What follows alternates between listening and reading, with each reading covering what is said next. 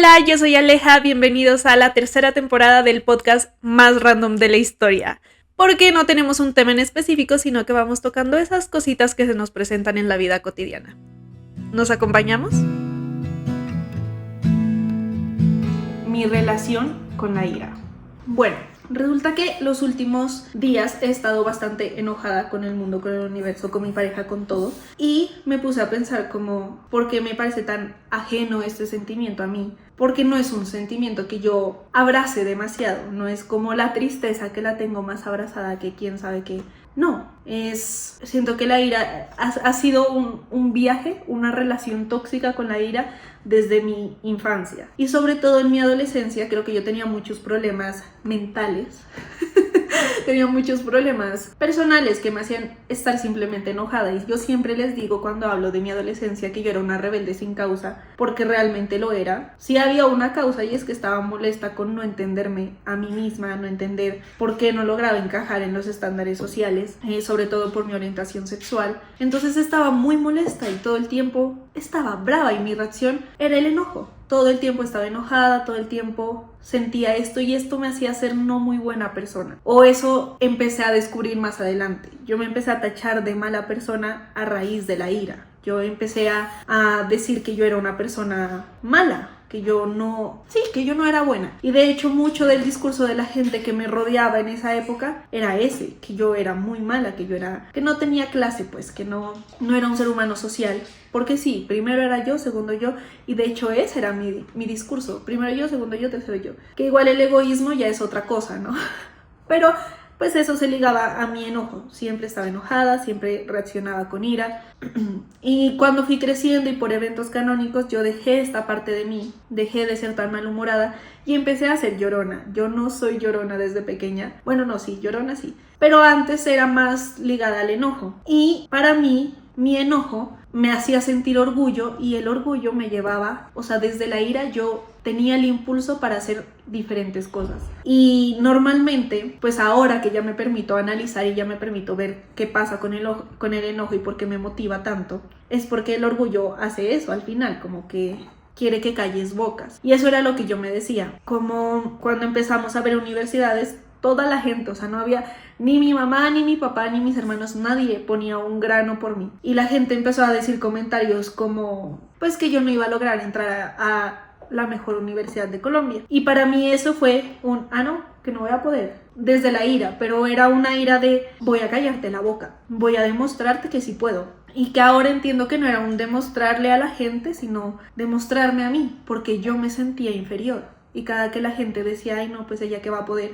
yo sí me sentía inferior, y el orgullo hacía que yo me quitara de ese lugar de inferioridad, cosa que ahora no hago y que estaría bien que hiciera, no con el enojo y con la ira como tal, pero sí hay un orgullo que nos hace alcanzar nuevas cosas, que motiva nuevas cosas. Y llevo una semanita sintiendo como tengo que callar bocas, y creo que lo más importante que he aprendido esta semanita, porque ya volvimos a ser autorreferentes, porque ya se nos fue la tranquilidad, es que la única boca que tengo que callar es la mía, y que sí estoy siendo yo la que me está dando duro, sí estoy siendo yo la que no se está sintiendo suficiente, y que no importa lo que piensen los demás, que no importa lo que esperen las personas de mí, me estoy fallando a mí. Estoy entrando en un círculo en el que yo no estoy orgullosa de mí, y por eso estoy volviendo a sentir esa sensación de tengo que callar bocas. Y repito, la boca que tengo que callar es la mía, el pensamiento que tengo que callar es el mío, porque soy yo la que se está sintiendo insuficiente, soy yo la que siente que no está haciendo nada, soy yo la que no está trabajando y ve que no está trabajando, entonces se da duro por no estar trabajando. Soy yo, y a la que tengo que apaciguar es a mí misma, no desde el enojo, desde un lugar un poco más sano, desde ¿quieres algo? Lúchalo. ¿Quieres algo? ¿Crees que esta es la línea? Creo que el paso del tiempo hace que yo pueda analizar esta ira un poco más, analizar realmente, porque cuando era pequeña no la analizaba, simplemente dejaba que fuera así. A mí siempre me subestimaron, entonces yo decía, sí, yo soy tonta, bueno, voy a hacer esto. Y les digo, tanto fue la presión de la sociedad diciendo que yo no iba a poder entrar a la mejor universidad, que entré. Y me dediqué un semestre a callarles la boca, cuando no era lo que me hacía feliz, cuando no era lo que yo quería, cuando no era los planes que yo tenía para mi vida, no encajaban para nada con entrar a esa universidad. pero ahí me tienen diciendo quiero ser ingeniera química y voy a lograr entrar a esta universidad. Efectivamente, lo logré. Y ya les había dicho yo antes en otro podcast que todo lo que yo me propongo lo cumplo y lo hago bien, pero siempre ha sido desde esa necesidad de callar, desde esa necesidad de complacer, porque ya les he dicho yo que yo tengo un temita con complacer a las demás personas que me consumen.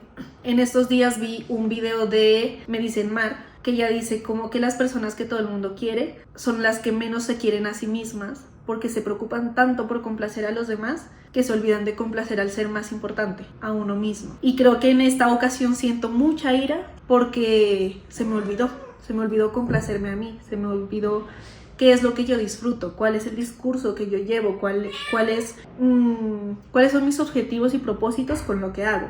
Ustedes saben que para mí las redes sociales han sido mi motor este último año, han sido mi foco de atención, además de mi carrera como actriz. Y se me desdibujaron, se me perdieron a raíz de otros eventos. Y me enoja mucho conmigo haberme permitido dejar algo que me gustaba tanto. Cuando yo empecé las redes, empecé desde un lugar de tristeza, empecé buscando un desahogo, empecé buscando compañía, por eso esto se llama Nos Acompañamos, porque me sentía muy sola y estaba enfrentando una tusa, estaba triste, es todo, estaba triste y me gustaba tanto hacer redes, hacer contenido, que me refugié en eso, porque estaba triste. Y lo necesitaba desahogarme, necesitaba mi lugar. Y pues como que fui mejorando y también a raíz de que ya no estoy tan triste dejó de ser mi lugar porque ya no necesito un lugar. Pero dejé de gozarlo como lo gozaba antes. Para mí antes era muy divertido, todo el tiempo buscaba qué hacer, el recibir comentarios. De hecho ayer me pasó que en un live alguien me dijo tu contenido me ha servido muchísimo, no lo dejes de hacer. Y yo me sentí triste porque dije, siento que mi contenido ya no es tan pensado como lo era antes. Como que antes yo me dedicaba a pensar, bueno, ¿qué le puede servir a la comunidad? Porque mi contenido es de la comunidad LGBT.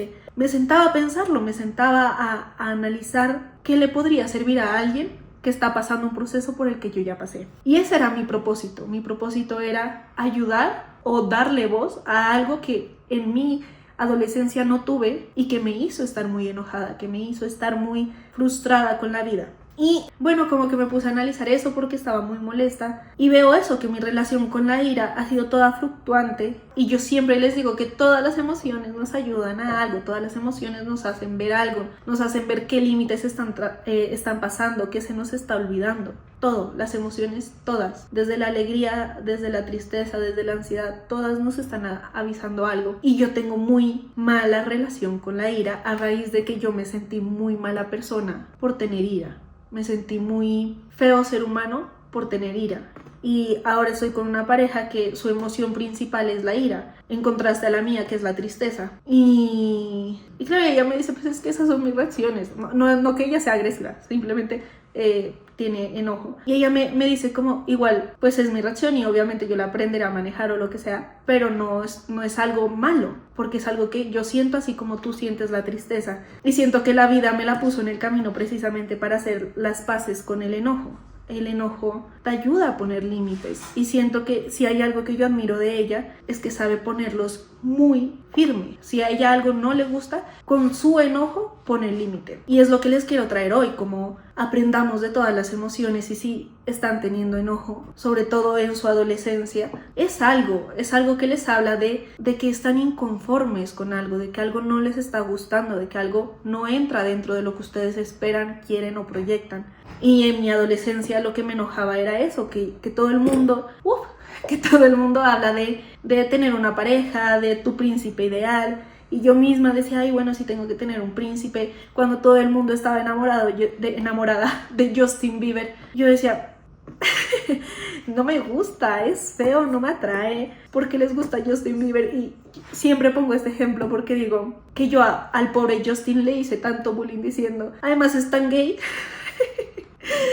Y él, ni tan gay. Y yo, muy gay. Pero era eso, desde no me logro aceptar, no entiendo por qué tienen que gustarme los hombres, no entiendo por qué tengo que estar con un hombre cuando no me gusta. Entonces era un enojo prolongado, claramente creo que vivir dentro de un engaño te hace enojar. Vivir dentro de una burbuja que no te pertenece te hace enojar. Tener que fingir todos los días de tu vida te hace enojar. Y sobre todo que no te entiendes, ¿sí? Porque en la adolescencia yo no sabía qué era que no me gustaban los hombres. Yo no entendía por qué odiaba tanto tener que tener relaciones. No hablo de relaciones íntimas, sino de relacionarme con hombres si no quería. Y claro, yo no sabía que no quería porque igual mi mentecita pensaba que era lo correcto, bla, bla, bla, bla, bla, bla.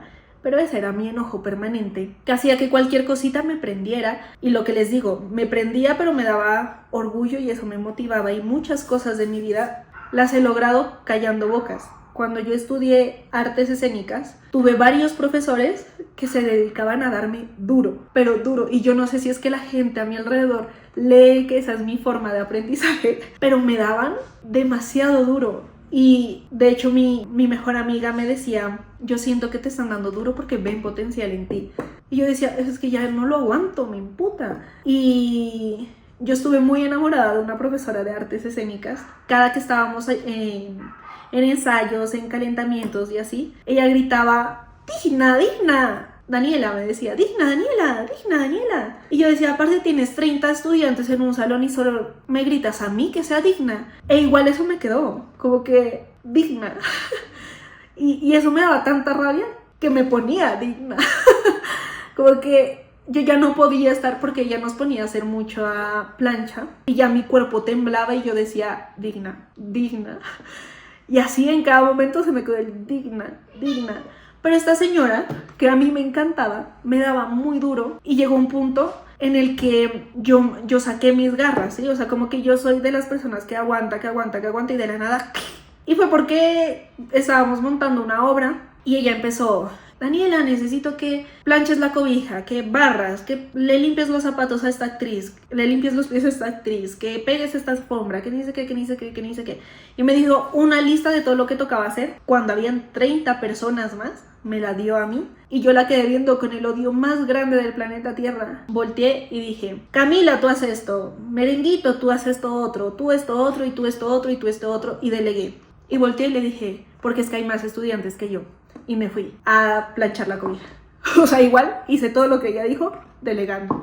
Pero fue desde un enojo que hoy veo y digo, ella a mí me estaba enseñando eso, a delegar, porque yo siempre me cargaba con todo y solo aprendí a delegar el día que me emputé, el día que dije, ya no más, porque me tienes que mandar todo a mí si hay 30 estudiantes más, porque te tienes que empeñar conmigo cuando hay 30 estudiantes más. Y creo que no sé por qué la mayoría de mis maestros y los que más recuerdo han hecho eso conmigo, me han llevado al límite de decir, ya, esto es lo que yo quiero. Después, más adelante, en el último semestre de la carrera, yo decidí ser diseñadora. Yo decidí ser directora de una obra de microteatro que yo escribí, que yo dirigí, que yo, bueno, sí, mi bebé. Y en ese proceso pues estaba el gran director detrás de mí, instruyéndome sobre cómo ser directora. Y él me daba muy duro también y me daba muy duro. Y en esa época de mi vida yo estaba pasando por una tristeza muy grande, entonces no cogía los cojones que él quería que yo tuviera, porque les digo, todos los maestros me picaban hasta que salía la rabia. Y entonces él me picaba y yo estaba tan down que no lograba sentir la ira, no lo lograba, no. Creo que ahí fue cuando empecé a soltar la ira precisamente. Entonces como que él me picaba para que yo sintiera ira y yo me frustraba. Yo no sentía ira, yo decía estoy siendo mala y no voy a poder. Y empezó a cambiar mi chip de la ira me va a potenciar a me voy a frustrar. Y creo que fue un cambio muy erróneo en mi vida. Creo que prefiero que la ira me motive a que me frustre. Y entonces llegó un momento en el que este director se cansó de picarme y él me cogió de los brazos, me sacudió y me dijo, despierta, directora, despierta. Y yo ahí entendí que él me picaba para que yo despertara, para que yo saliera de esa ola de depresión y que cogiera la ira, que entendiera que tenía que defender mis ideales. No necesariamente quiero decir con la ira de ira gruñona, ¿no? O sea, todas las iras que he nombrado son niveles, ¿no? No de ir y putear a alguien y darle madrazos, ¿no? Es desde el pon tu límite. Con la ira o con lo que quieras, pero pon tu límite. Y él me decía, despierta. Y creo que es porque yo entré en ese nivel de depresión en el que ya empecé a ser súper light. Entonces a mí me decía, esto sabe a mierda. Y yo decía, ok, soy una mierda. y esto va a salir una mierda, porque soy una mierda. O sea, yo entré en una burbuja de no enojarme por nada, muy errónea. Y creo que eso era lo que él me quería decir: despiértate, defiende lo tuyo. Y así me fue picando hasta que el día que ya estábamos haciendo el montaje, yo le dije, yo quiero esta luz aquí y que sea persona, luz. Hagan de cuenta, era para formar la partitura de las luces. Y él me dijo, luz, persona. Y yo le dije, persona, luz. Y la discusión fue esa, que él quería que primero llegara la luz y luego la persona, y yo quería que primero llegara la persona y luego la luz. Entonces, pues por lo que significaba y todo eso, hasta que yo me mamé de decir persona, luz, que yo le dije, es mi obra, yo quiero que llegue la persona y luego se ilumine, punto. Y él hizo y se fue. Y no me ayudó más y eso también me enojó. Y me frustró más, pero eso era lo que él quería. Él quería que yo defendiera mis ideales, él quería que yo defendiera lo que soy con garras, porque es que en la vida uno no puede ir tan light. O sea, obviamente yo llegué a unos niveles de no enojarme, ni siquiera de ser zen, porque cuando uno es zen no se enoja, no se entristece, lo que sea.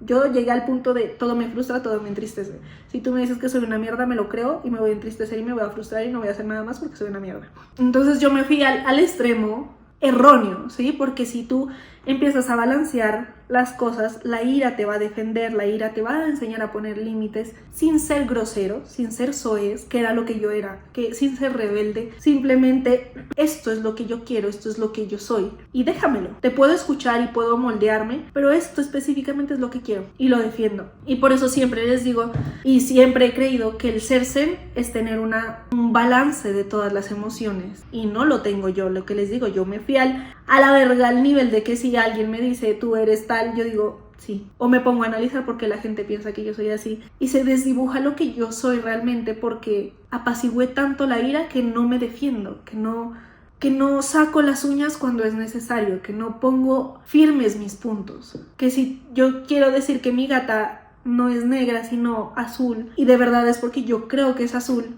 y alguien me dice no, es que es morada, yo voy a terminar diciendo pues sí, no, puede ser un poco morada en vez de azul. Y está mal, y viene desde mi relación con la ira, viene desde el miedo que yo le tengo a volver a ser una persona grosera. Y se une con el ser complaciente. Me da terror ser grosera.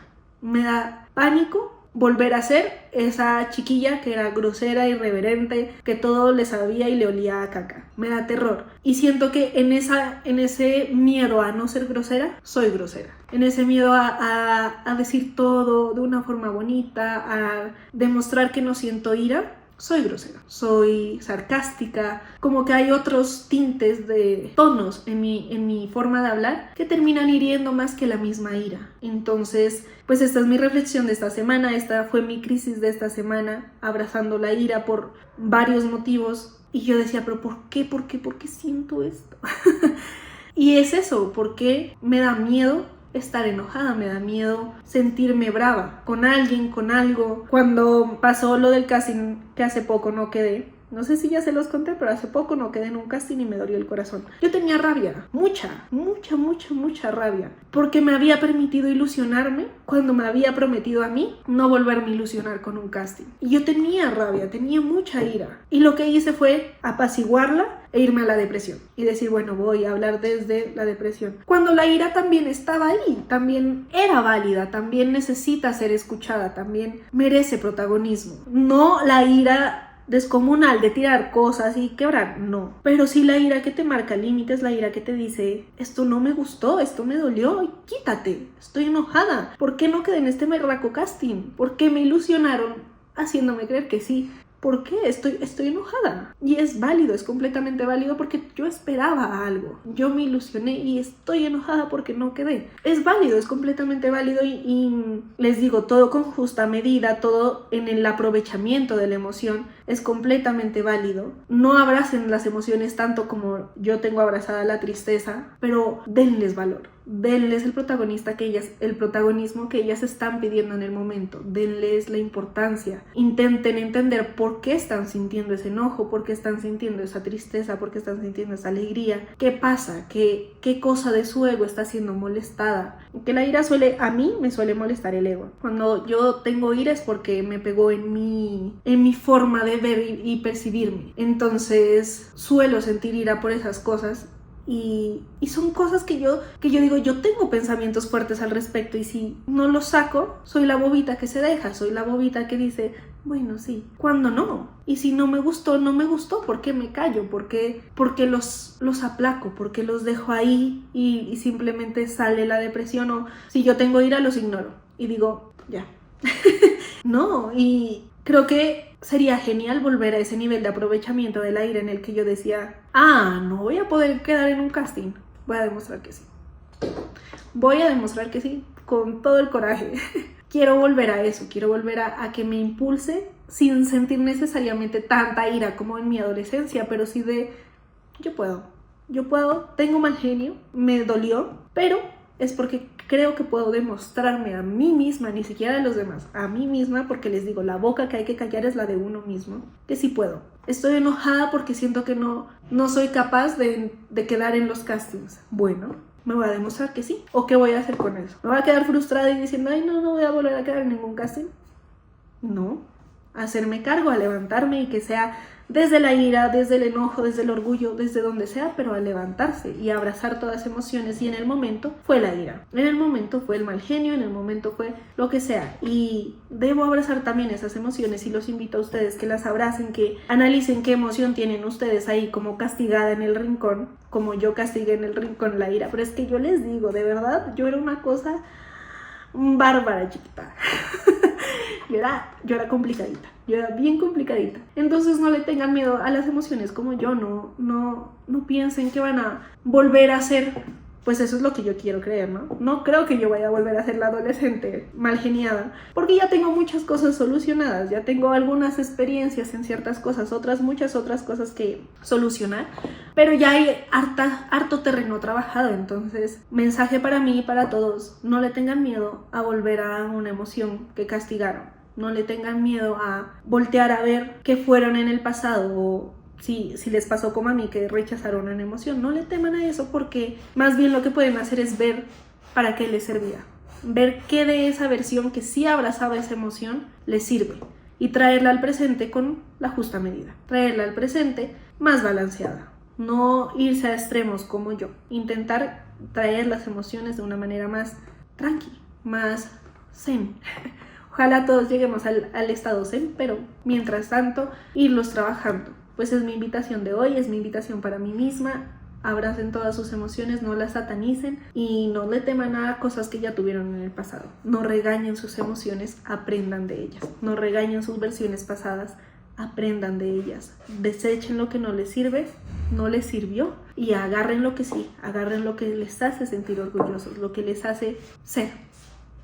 Y bueno, con esto llegamos al fin de este podcast. Creo que este está un poco más corto, no estoy segura, pero bueno, espero que les haya gustado, espero que les haya llegado el mensaje, espero que ustedes no sean tan gruñones como yo era, ni tan huevones como yo ahora. No soy huevona, pero a veces me doy garrita. Y nada, abracen todas sus emociones, empiecen a buscar ese balance, me lo digo a mí misma, y espero que les quede a ustedes también. Los quiero mucho, gracias por acompañarme, nos vemos la siguiente semana con un nuevo video, esta vez sí, nos vimos un miércoles. Muchas gracias por acompañarme, besos. Bye.